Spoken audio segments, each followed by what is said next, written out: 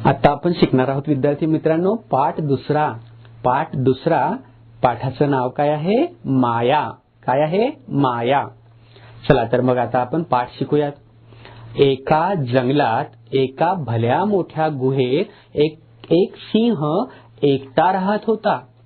जंगलातील इतर प्राण्यांसोबत त्याचे कधी पटलेच नाही, कारण सिंहाचा मुळातच घमंडी स्वभाव। त्यामुळे झाले असे की जंगलातल्या एकाही प्राण्यासोबत त्याला मिळून मिसळून काही वागता आले नाही। एकदा सिंह फिरता फिरता त्याला एक हरिणाचे छोटे पिल्लू दिसले। ते दुडू दुडू दुडू इकडे तिकडे एरझारा मारत उडत बागडत होते। मग काय, सिंहाला आयतीच शिकार मिळणार। सिंह दबा धरून बसला। आता जोरात पिल्लावर कब्जा मिळवणार।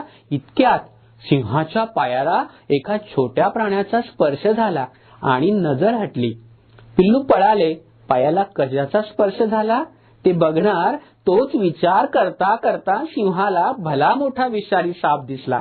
चर्रकन घाबरलेला सिंह मागे गेला आणि इतक्यात सापाने आपली चाल खेळणार तर समोर ते पिल्लू धावत गेले। सापाने दिशा बदलली। ज्या पिल्लावर आक्रमण करून त्याचं आयुष्य संपवायचा विचार सिंह करीत होता, कळत नकळत त्या पिल्लामुळे सिंहाचा जीव वाचला होता। त्यामुळे हरिणाच्या पिल्लाला न खाण्याचा निर्णय सिंहाने घेतला। असेच एकदा जंगलात फिरताना सिंहाला तेच पिल्लू दिसले।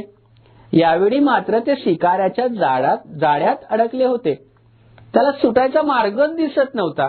सिंहाने पाहिले तर त्याला आपली शिकार दिसली। अलगद त्याच्या मनात जुना प्रसंग आला।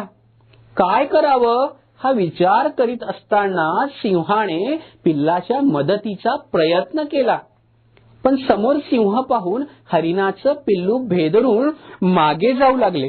जोरात पळायचा प्रयत्न करू लागले। त्याच्या पायाला शिकाऱ्याचे जाळे घट्ट आवळून बसलेले पाहून मात्र पिल्लू अधिकच घाबरले।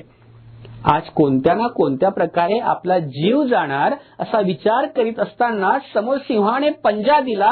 भेदरलेले पिल्लू डोळे घट्ट मिटून बसले। सिंहाने आरोळी ठोकली। पिल्लू काही केल्या पंजा पकडायला तयार होईना। शेवटी जीव जाईल असा विचार करीत पिल्लाने सिंहाचा पाय पकडला। त्याला खेचून जाळ्यातून बाहेर काढले। अलगद पिल्लू सिंहाला बिलगले। झाडावर बसलेले आकाशात उडणारे असंख्य पक्षी तो नजारा बघतच राहिले। त्यानंतर त्या सिंहाच्या गुहेत ते पिल्लू न घाबरताच येऊ लागले, राहू लागले, वावरू लागले। कुणाशी कधीच न पटणाऱ्या सिंहाशी मात्र त्याची मस्त गट्टी जमली होती।